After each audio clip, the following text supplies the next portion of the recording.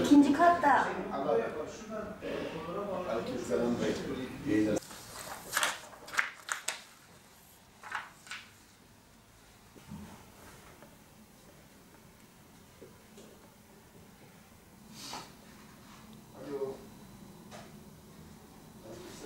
Bir yılı aşkın bir süredir Gazze'de katliam devam ediyor.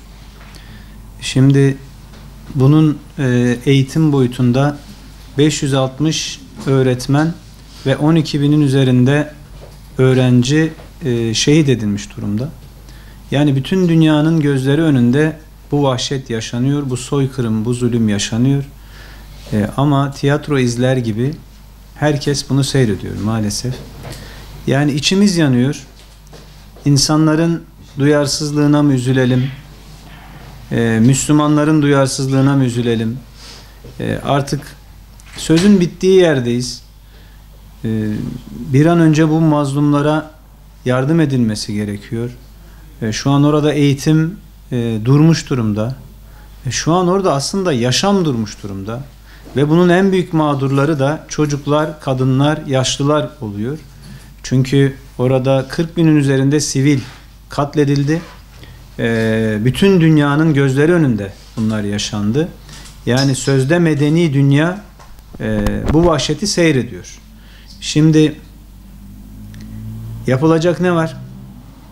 Öncelikle bu soykırıma dur demek gerekiyor. Dünyayı sözde yönettiğini iddia eden medeni ülkeler bir an önce harekete geçmesi gerekiyor ama bırakın siz oradaki katliamı durdurmayı, bunlar harekete geçtikleri zaman soykırıma destek yönünde hamleler yapıyorlar. O Siyonist rejime bakıyorsunuz silah desteğinde bulunuyorlar, para desteğinde bulunuyorlar. Maalesef bunu yaşıyoruz.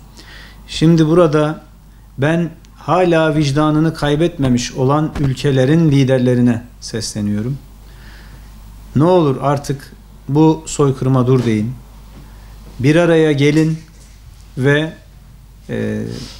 bu Siyonist rejimin yaptığı katliamları durdurun diyorum. Çünkü burada biraz önce ifade ettiğim gibi sadece eğitim boyutunda 560 öğretmen katledildi, şehit edildi. 12.000'in üzerinde öğrenci aynı keza şehit edildi. Ve biz 20 Kasım'da medeni dünyanın bir sürü maskelerinden bir tanesini yüzümüze takacağız. Çocuk Hakları Günü kutlanacak.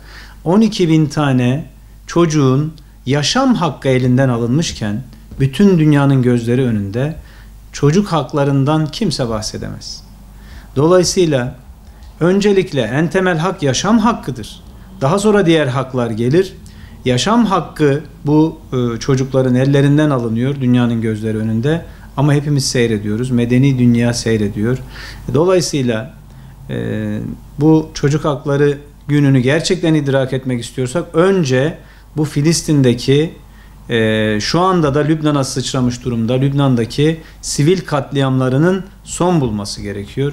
Bunun için de başta Birleşmiş Milletler olmak üzere harekete geçilmesi gerekiyor. Bu soykırıma dur denilmesi gerekiyor. Mümkünse Birleşmiş Milletler bünyesinde gerekirse bir güç. Bu Siyonistler sadece güçten anlar. Başka bir şeyden anlamaz. Bu soykırımı durdurmak için mutlaka bir askeri güç oluşturulması gerekiyor ve bunun en mantıklı olanı da Birleşmiş Milletler bünyesinde bir barış gücünün oluşturularak Filistin'e ve bölgeye barış getirme hamlesi yapılması gerekiyor. Siyonist rejimin karşısına dikilip bir dakika bu katliamlar yeter denmesi gerekiyor ve bu da sadece askeri güçle yapılabilir. Eğer bunu Birleşmiş Milletler bünyesinde gerçekleştiremiyorlarsa İslam ülkelerinin liderleri mutlaka harekete geçmesi gerekiyor. İslam ülkelerinin liderleri kendi aralarında bir ordu kurması ve bu Siyonist katillere dur demesi gerekiyor. Ben inşallah bu günleri Rabbim bize gösterir diyorum. Buradaki sivil katliamlarının son bulduğu günleri bize gösterir inşallah Rabbim diyorum.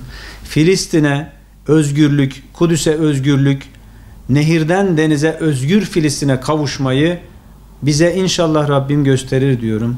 buradaki çocuk ölümlerine son verildiği, öğretmenler, hemşireler, doktorlar, yani oradaki bütün sivillerin katliamlarına son verildiği günleri inşallah hep beraber görürüz diyorum.